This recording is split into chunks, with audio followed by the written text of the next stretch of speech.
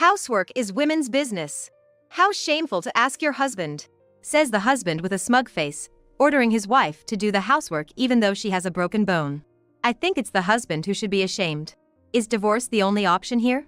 That's what I thought, and then our quiet, book-loving daughter dropped a bombshell.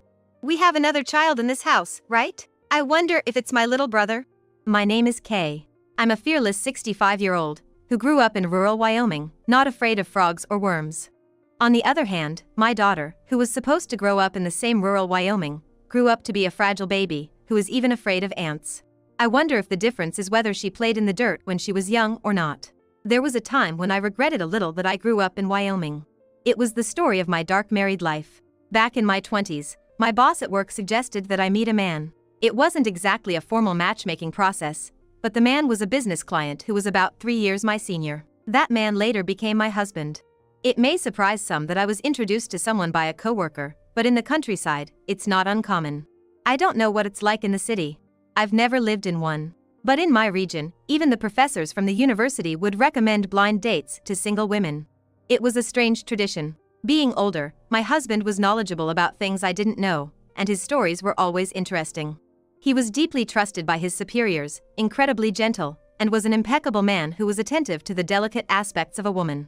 Seeing him, a man who seemed to know everything, through slightly starstruck eyes, I believe it was only natural that I ended up marrying him. But now I think, I wish someone had slapped me on the cheek at the same speed as a fastball from a top baseball player, and told me not to marry to him. Our dating period was half a year. We didn't live together before getting married, we quickly got married, and before I knew it, we had a child. Because our dating period was short, it was fun to learn about him in ways I hadn't known before. But when our child turned 2, I started to see things about him that I would have been better off not knowing. Until then, he was reliable, listening to my stories and occasionally giving me advice. Today my boss was bragging and didn't even realize that I'm the one supporting him. It's really frustrating. Despite the fact that I'm the one supporting him, he acts so important. Yes, you have it tough too. There's always something at work. Me too. I don't need to hear your story. Huh? Well, my husband started cutting me off when I started talking. He just wants to talk about himself and wants me to listen to his stories only. It's as if he thinks of me as a trash can for his complaints. He does occasionally listen to my stories, but as soon as the conversation starts to get a bit exciting, he cuts me off with, that's enough. It's too long. Get me a beer. Even when it comes to our child, he was the same and I couldn't consult him about parenting. Looking back, our dates were always without alcohol. Because he used to drive me home. Is it because he got used to me as a wife and got into a routine? Or is it that his true nature comes out when he gets drunk? No, it could be both. He would have been a great husband if it weren't for the drinking. Every time he interrupted our conversations, I would think, here we go again, but decided to just let it slide, assuming he was tired from work. Then one day, we were invited to the wedding of one of his colleagues. This was a young man we had invited to our own wedding, who had even provided some entertainment during the reception, and now he wanted us to attend his wedding as a couple. Believing it to be the polite thing to do, we naturally attended the event. Spotting a junior colleague at the venue, my husband cheerfully exclaimed, "Hey, congratulations on the wedding." He put his arm around the groom, dressed in his tuxedo, and delivered his warm wishes. I also gave my congratulations and smiled. As my husband and the groom were chatting happily, I heard some troubling words. Listen, once you're married, make sure you train your wife properly. That's what really matters after marriage. Make sure she knows that she owes her life to you. The groom was listening with sparkling eyes, obediently saying, yes. But I was mortified to be there. Educate your wife? What on earth were these men talking about? Shouldn't they be the ones receiving an education about basic human rights? Naturally, with the festive mood, I couldn't confront my husband and say, "What are you talking about?" Especially considering that my husband was the groom's boss. So I postponed my lecture for when we got home. Once the ceremony was over, and we returned home, my husband started drinking and I broached the topic. You know, you really shouldn't talk about educating your wife. Maybe men feel that way, but women just find it unpleasant. I tried to be as polite as possible, considering his mood, as he was happily drinking. However, he retorted, "What? You think that way too? Huh? I thought you were different because you do the housework and keep the house clean without me saying anything. I didn't know you were one of those women who don't appreciate their husbands." I was stunned at my husband's words. Sure, I had been playing the role of a wife, imitating what I saw my mother do when I was little. Whenever my husband's drink was empty, I would casually bring him a refill, and I took care of the cleaning, laundry, and other chores. I didn't mind doing it and had taken the initiative without giving it much thought, but I realized then that my husband took it for granted that it was a wife's job to do these things. I am grateful, you know, I'm a homemaker and I live off your salary. But I don't think it's right to say things like that to others. Every family has a different atmosphere. Quiet! My husband, who inexplicably lost his temper at my comment, immediately slammed the table. It's only natural for a wife to obey her husband once they're married. That's what it means to be a real man. I let you off because it's me, but normally, you'd be slapped for arguing with your husband. At the change in his tone from babe to you, I felt like I was seeing my husband's true nature. I was silent, stunned, and my husband said, I didn't think you were such a naive woman, dramatically pouring the rest of his beer down the sink, crushing the can roughly, and stomping up to our second-floor bedroom. His actions seemed to say, I'm angry, be afraid. Listen to what I say. Needless to say, I was immediately turned off by my husband, who thought winning was getting angry and couldn't control his emotions. The next morning, my husband woke up and, as if nothing had happened the day before, said to me, my tie, instructing me to bring his change of clothes. Normally, I would have followed his instructions without thinking, but that day I found myself thinking, why do I have to do this?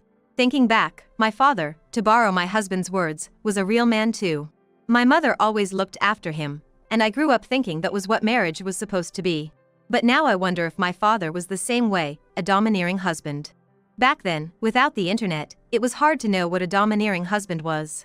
I could only get an idea from a story about a domineering man, but the man in that story seemed much more loving than my husband. At least in the story world, there was no terrifying sound to scare the other person. Despite my husband's nonchalant attitude in the morning, there have been changes since that day. For example, my makeup. When I tried a slightly brighter pink eyeshadow for the spring, he shouted at me, a married woman shouldn't use a color that attracts men.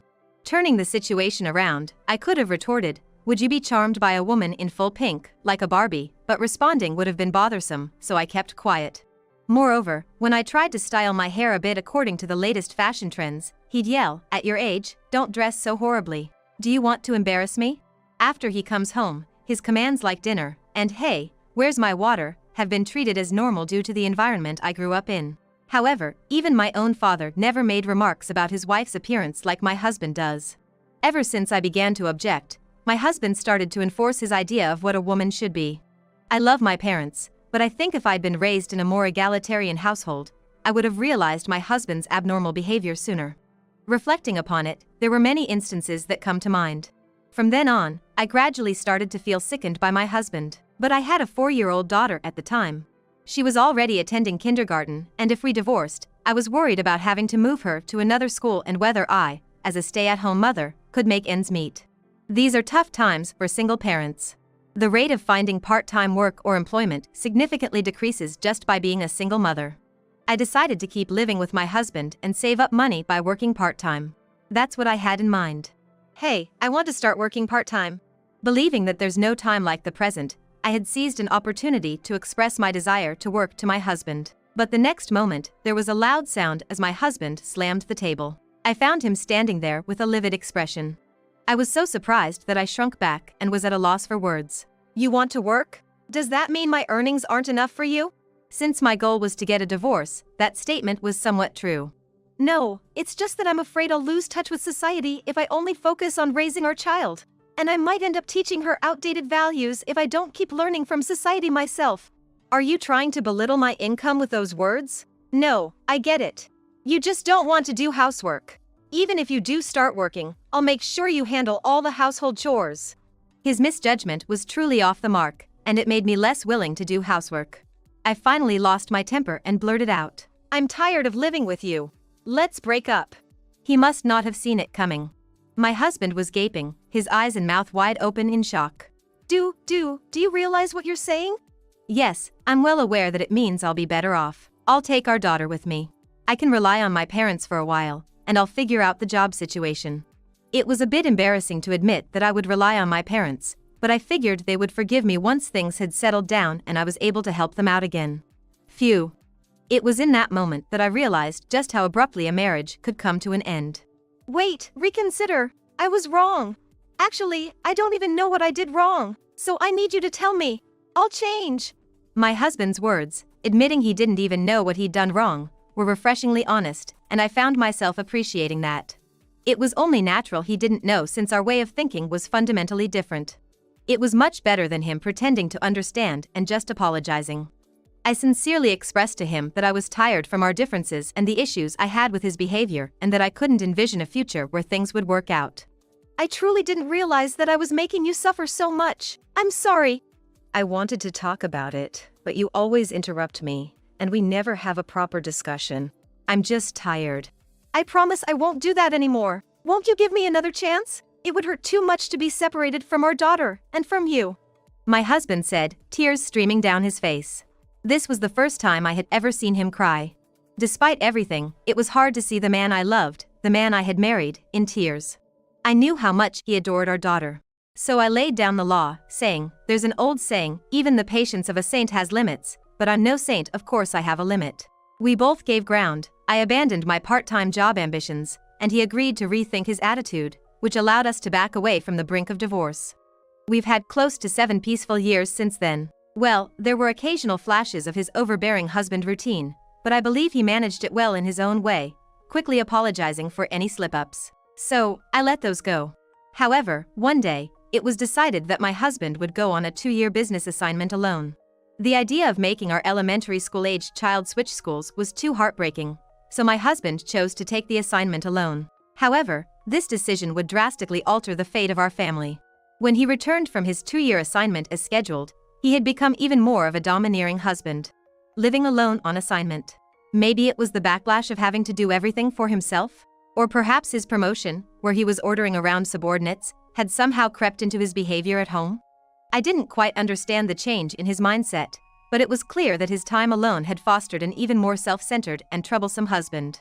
To give a small example, after he came back, he frequently forgot to turn off the bathroom lights or left the tap not completely shut off. Of course, I scolded him for this. After all, the electricity and water bills are nothing to sneeze at. But then, he would retort, "It's my money, so I can use it as I want. Besides, if you see the light on, why don't you just turn it off instead of nitpicking?" Despite my telling him it's wrong to leave things on, he would become irrationally angry, saying, "The one who notices should naturally turn it off." Criticizing me for this shows how petty you are. His reaction was simply ridiculous. Pigs might fly. Lastly, maybe because his place of assignment was close to his parents' house, he visited them frequently. Whenever there was a small incident, he would say, "My mom is old, but she doesn't mess up like you do." For instance, if I had served deli food because I didn't have time after a neighborhood gathering, or if I served leftover ingredients from our child's picnic lunch, he would criticize me relentlessly. Our child happily eats the food, and it's not like I'm serving deli food every day. The picnic lunch ingredients were homemade. Sure, I occasionally take shortcuts, but what's wrong with relying on convenient options now and then? Running a household is hard work, you know? I'm raising a child, attending open school days, and going to PTA meetings. Seeing a guy who doesn't understand any of this, just complaining while eating more than his fair share, really makes my blood boil. I've been thinking, if you're so obsessed with homemade food, why don't you cook? I was running out of patience. I had no reason to put up with complaints from a man who hadn't set foot in the kitchen since we moved into this house. I remember thinking how true the someone's saying is, "It is good to have a husband who is healthy and out of the house." The idea of divorce began to cross my mind again after a long time. Then one day, on my way to the grocery store, I missed a step on the stairs, fell, and had to be taken to the hospital in an ambulance. I fractured my ankle. Incredibly, it's going to take about 3 months to fully recover. The doctor, laughing lightly, suggested that if things progress well, I could recover sooner. However, I suspected that was just a tactic to cheer me up. At least, the pain was too much for me to feel optimistic about such a speedy recovery. If there's anything good about it, it was that it wasn't my dominant foot, but even so, it was inconvenient for everything I had to do. Being taken in an ambulance meant I had to ask my husband to pick me up, which made me feel a mixture of guilt and reluctance. When I thanked him for coming to the hospital, he, ever the charmer in public, said, "I was worried. Does it hurt?" in a gentle voice. If he could keep up this attitude while I'm injured, that would be a relief. My hopes were brutally shattered later. It happened when I returned home. "Where's dinner?" my husband asked, so I suggested, "It's hard to do the housework with this foot." "I'm sorry, but could you help with the housework until my foot gets better?" We could even share the work in the kitchen, each of us doing what we can. I thought that even my husband wouldn't say I don't care. You do it, to the injured person right in front of him, but he retorted, huh, what are you talking about? Housework is what women do. Know your shame to ask your husband. With a self-satisfied expression, my husband raised his voice as if he were stating the obvious. Even when your wife is injured, you're absolutely unsparing, I see. It was the moment I felt not just astonishment, but even contempt. It seems we have another child in this house. My little brother, maybe? The one who smirked and blurted out this while resting her cheek in her hand at the living room table, possibly in the middle of her homework, was our usually quiet daughter. My husband reflexively exclaimed, huh? What are you talking about? You don't have a brother, do you? He asked our daughter. I do. A big little brother is right there. My husband, who was darting his gaze around at the finger pointed at him, looked at me with an expression that seemed to say, me. His face was so silly that I was about to burst out laughing. I said you are a child, a little brother, because your intelligence is lower than mine and you can't even make your own meals. I can make my own food, you know, our daughter chuckled mischievously. Wait. This is between your mother and me. It's not something for you to butt into. It's like an education for your mother. Huh? What can a fool educate? There's nothing for mom to learn from someone who can't even bring their own water, let alone make a meal. Our daughter had completely looked down on her father. Normally, I would reprimand her, saying, don't say things like that to your father. But well, my husband isn't impressive enough, so it can't be helped. First of all, I don't really think of you as a father, so don't act so high and mighty, okay? Huh? After all, it's always mom who comes to the parent-teacher conference, and mom who listens to my worries. Even when I was little, when I asked you to play, you were always busy with the horse racing broadcast. No, there were times when I played with you, right? Come on, remember. I remember being made to weed the garden. Dad was mostly resting. Is that play? If it was a date, I'd have dumped you. First of all, the condescending attitude of I played with you is annoying. Our junior high school daughter's sharp tongue, now a bit more precocious, was a clean hit on my husband. But there were times when we had family time. Do you mean when Dad was talking unilaterally? Don't you mean Dad's one-man show? At our daughter's laughter, I couldn't help but burst out laughing, too. My husband's face was turning red. I've been loving you too all this time. You haven't done much, have you? If the person you say you love doesn't remember being loved, it's just self-satisfaction. At our daughter's sharp logic, my husband finally fell silent. His figure seemed to shrink a bit. You've gone quiet. Does Dad have any more self-proclaimed good relationship episodes? I feel like I could refute any of them. At our daughter's grin, my husband just teared up and said nothing. He doesn't do housework or child-rearing, doesn't play with our daughter, but calls himself a good dad, so it must have been quite a shock. But my daughter, still a child, has never acknowledged him as a good father. I can only conclude that his image of himself as a good father is just self-satisfaction, given what my daughter says. Hey, can I say something I've been thinking about for a while? Upon hearing my question, my daughter answers, sure. I think I have a pretty good idea of what you're going to say. Would it be okay if we got a divorce? As far as I'm concerned, there's no problem. I used to lock myself in my room right away because I found Dad's boasting at the dinner table so annoying. I've been living as if Dad wasn't there in the first place. Her bombshell leaves my husband pale and nearly in tears. But without paying any heed to that, my daughter says, I'm about to be in high school and I want to get a part-time job. I'll support you, Mom. Let's live together. Ah, how reliable of you. Thank you. Hold on a minute. Our divorce discussion is cut off by my husband. However, my daughter ignores him and says, men who cling on are unattractive, you know? Okay, go pack your stuff. She even pushes him out towards the staircase to the second floor where our rooms are. To my husband, I say with a smile, consult with an attorney. Understanding that he had no grounds to resist, my husband, sounding like a minor character in a villain's role, spits out, don't come crying to me when you regret this. He then packs his stuff and leaves our house. For about 6 months after that, my husband resisted the divorce, saying things like I don't want a divorce, and I want to see my daughter. But when my daughter made an outrageous proposal, if you win at rock paper scissors, I'll consider it, my husband, not in his right mind, agreed and lost. And so, we are now officially divorced. Of course, my daughter came to live with me, and our house became ours in the property division, and we also received child support. The car, which was joint property, was old, and I didn't have a license, so I let him have it. From time to time, he sent me letters with photos of himself and the sky, along with poems like I realized how important you were to me after I lost you, and this is how I am now. My daughter had fun altering her father's photos with markers, in the same spirit as doodling on a picture of Xavier in her history textbook. He seemed to keep reaching out to us without remarrying, but it was amusing that his feelings didn't reach my daughter at all. After we finished receiving child support, my daughter and I moved, and we lost all contact with him. On the other hand, my daughter worked part-time as she said she would and graduated from high school, then went on to a fairly good university in the state. By the way, I didn't spend the living expenses my daughter gave me, and I passed them on to her as a dowry when she got married. Although I'm a mother with neither skills nor education, I believe that if I try hard with will and determination, I can manage somehow. My daughter's husband is a very gentle person, and my daughter is rather dominant, so I'm a little worried. The husband said, "I like being led around, so I guess it's okay." Well, they were blessed with 4 children, so I guess they're doing well. When my daughter got married, I lived alone for a while, but at my son-in-law's suggestion, I moved in with them. It's only been a few years. Moreover, my son-in-law even made the house barrier-free for me when I moved. I'm so grateful to such a kind son-in-law. The grandchildren are adorable, and I'm enjoying taking part in child rearing again after a long time. These days, I'm thinking of protecting this lively home together with my daughter and son-in-law.